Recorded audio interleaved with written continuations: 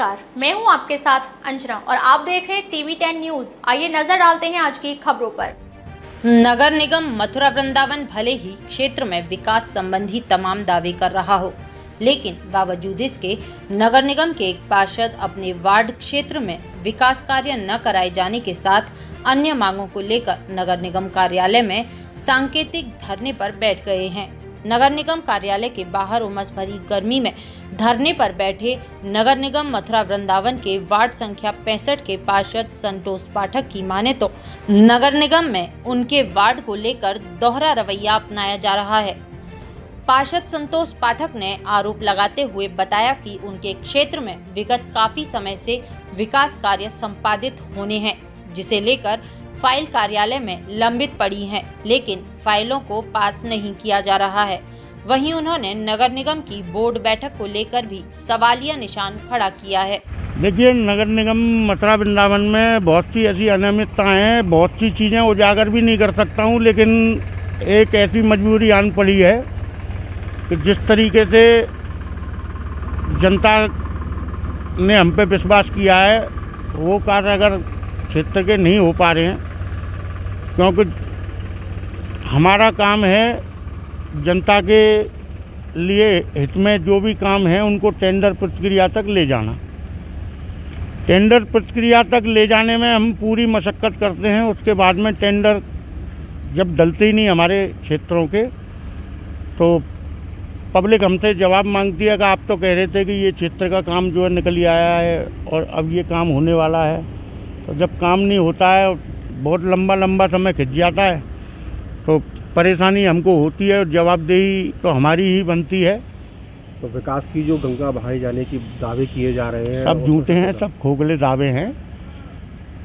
वो ऐसे ही है जो अब ये बात बार बार कहना तो अच्छा नहीं लगेगा कि विपक्ष में हूँ, काम नहीं हो रहे हैं। क्योंकि कई बार मैं कह चुका हूँ, विपक्ष में रह कर के भी काम तो सबके निकलते हैं, लेकिन काम होना न होना ये दोनों चीज़ें अलग होती हैं। तो क्या माना जाए अधिकारी मनमानी कर रहे हैं? अधिकारी तो खुद भ्रमित हैं। अधिकारी तो खुद ही नहीं समझ पा रहे कि यहाँ की कार्य प्रणाली क्या है, यहाँ की कार्यशैली क्या है। यहाँ तो मनमाना रवैया अपना रखा है। देखो, सत्ताधारियों का जो वर्चस्व है वो हमेशा कायम रहता है, और जो सत्ताधारी हैं वो अपनी मनमानी किसी न किसी रूप में, प्रत्यक्ष अप्रत्यक्ष रूप में करते रहते हैं। तो जैसे हम सत्ता से अलग रह कर के काम करते हैं, तो हमें मालूम है कि हमको कोई 2 कदम चल के अपनी मंजिल पा लेता है, हमको 100 कदम चलना पड़ता है। तो निरंतर गतिरोध जारी है, अपना प्रयास जारी है, हम अपना प्रयास कर रहे हैं। अब काम कराना नहीं कराना ये तो इनकी मंशा के ऊपर है। क्या माना जा सकता है कि आपके कार्य में अवरोध कौन उत्पन्न कर रहा है? मैं क्या बताऊं, देखो, जो जिसके हाथ में सत्ता की चाबी होती है वही अवरोध उत्पन्न करता है। काम होना न होना, फाइलों पे साइन होना, ये तो महापौर जी के यहाँ से ही होता है। उनके दफ्तर आज तक तो मैं गया नहीं और आगे भी नहीं जाऊंगा। तो इसी तरीके से अगर इनका रवैया रहा तो आज एक सांकेतिक धरना पे बैठा हुआ हूँ। अगर शारीरिक क्षमता ज़्यादा बढ़िया रही तो लंबे समय के लिए बैठ सकता हूँ। तो क्या आप मेरे शरीर में भैया 120 किलो वजन है, और मुझको ये वजन भी थोड़ा कम करना है। तो एक आध 15-20 दिन का, 10-12 दिन का एक धरना दूंगा तो हो सकता है 2-5 किलो वजन मेरा कम हो जाए। कितने कार्य ये एक्स्ट्रा चर्बी चढ़ गई है, ये भी कम हो जानी चाहिए। कितने कार्य हैं आपके क्षेत्र के जो लंबित पड़े हुए और नहीं हो पा रहे हैं? करोड़ों रुपए की फाइल पड़ी हुई है, लंबित ही हैं। पिछले कितने समय से है? आप मुझे एक बात बताओ, एक यमुना प्रदूषण का मुद्दा ही ले लो आप। STP प्लांट प्रॉपर वर्क कर रहे हैं? नहीं कर रहे, लेकिन हमारे अंतर्गत नहीं आते। पब्लिक उस काम के लिए मेयर साहब को गाली देती है, लेकिन मेयर साहब का उसमें कोई हस्तक्षेप नहीं होता है। STP प्लांट जो है जल निगम के अंतर्गत है, जल निगम प्रदेश गवर्नमेंट के अंतर्गत आता है। STP प्लांटों में पूरी अनियमितता है। तो माना जा सकता है आपके विपक्ष में होने का खामियाजा आपको भुगतना पड़ रहा है? नहीं, विपक्ष में होने का खामियाजा तो सबको भुगतना पड़ता है। एक मेरे अकेले से मतलब नहीं है, जो कोई भी किसी भी चीज़ का जब विपक्ष का मतलब होता है तुम्हारी गतिविधियों को जनता के सामने उजागर करना, तो हमारा फर्ज भी बनता है कि ये अच्छा कर रहे हैं या बुरा कर रहे हैं।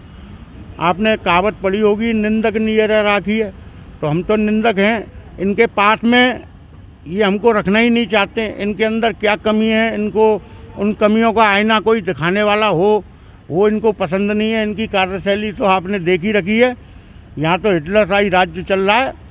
3.5 साल से कैबिनेटों का गठन नहीं हुआ मथुरा नगर निगम। 1450 करोड़ रुपए का बजट पहले पास हुआ था और लगभग 1500 करोड़ रुपए का बजट अब की बार पास हुआ है, और बगैर कैबिनेटों के जो है उस फंड का निस्तारण भी हो रहा है, और कैसे वो फंड डिवाइड हो रहा है कोई जानकारी किसी को है नहीं, कोई उसकी मॉनिटरिंग नहीं है।